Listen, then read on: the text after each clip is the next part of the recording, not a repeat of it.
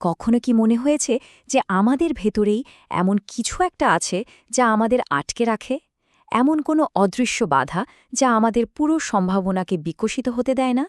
চলুন আজ আমরা এই মানসিক জিঞ্জিরের রহস্যটা বোঝার চেষ্টা করি আর খুঁজে বের করি কিভাবে এই অদৃশ্য শিকলটা ভাঙা যায়। শুধু একটা লাইন, কিন্তু কি গভীর, তাই না? একটা বিশ্বাস যা হয়তো সত্যি নয়, সেটাই আমাদের চলার পথে সবচেয়ে বড় বাধা হয়ে দাঁড়াতে পারে। এই ধারণাটা নিয়েই আজকের এই আলোচনা। চলুন তাহলে একটা গল্প দিয়েই শুরু করা যাক।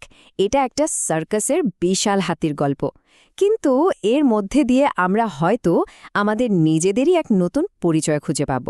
শুধু একবার ভাবার চেষ্টা করুন, জঙ্গলের এক স্বাধীন দুরন্ত বাচ্চা হাতিকে ধরে এনে একটা মোটা লোহার শিকল দিয়ে বেঁধে রাখা হলো। ওহ, সে কি তার ছটপটানি! নিজের সমস্ত শক্তি দিয়ে সে চেষ্টা করে ওই শিকলটা ভাঙার, কিন্তু পারে না। বারবার চেষ্টা করতে করতে পায়ে গভীর ক্ষত হয়ে যায়, রক্ত ঝরে, কিন্তু ওই ৬ ফুটের গণ্ডি সে ভাঙতে পারে না।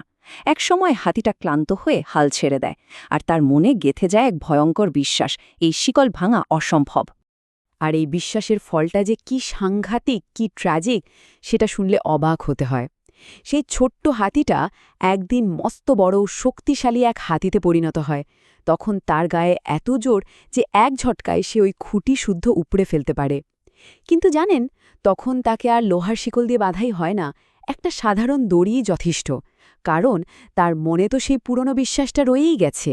এমনকি সার্কাসের তাঁবুতে আগুন লাগার পরেও সে পালানোর চেষ্টা করে না।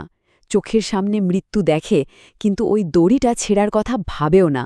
ওখানে এসে পুড়ে ছাড়ি হয়ে যায়, কিন্তু মনের সেই অদৃশ্য শিকলটা আর ভাঙতে পারে না।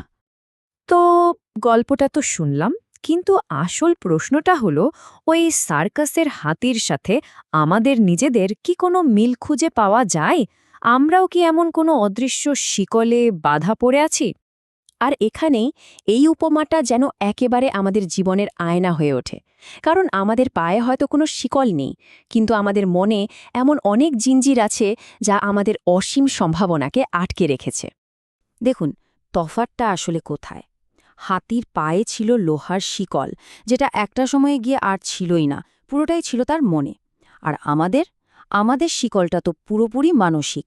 হাতিটা যেমন ওই ৬ ফুটের গণ্ডিকেই তার পৃথিবী বলে মেনে নিয়েছিল, আমরাও ঠিক তেমনি আমাদের দুঃখ, কষ্ট বা ব্যর্থতাগুলোকেই নিজেদের ভাগ্য বলে মেনে নিই। অথচ আমাদের ভেতরে লুকিয়ে আছে অপার সম্ভাবনা।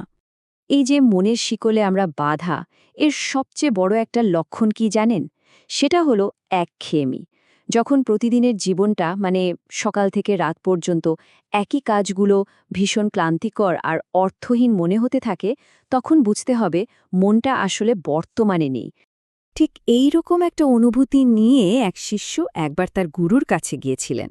তিনি বললেন, গুরু, এই রোজকার জীবন, খাওয়া, ঘুম, কাজ করা, সব কিছু কেমন যেন একঘেয়ে লাগে। আমি এই চক্র থেকে মুক্তি চাই। কিন্তু গুরু তাকে যা বললেন তা শুনে তো শিষ্য আরও ধাঁধায় পড়ে গেলেন। গুরু বললেন, যা করছিলে ঠিক তাই করো, খাও, স্নান করো, প্রার্থনা করো, বাঁচো।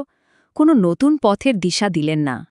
আসলে গুরু এটাই বোঝাতে চাইছিলেন, সমস্যাটা কাজে না, সমস্যাটা হলো মনে।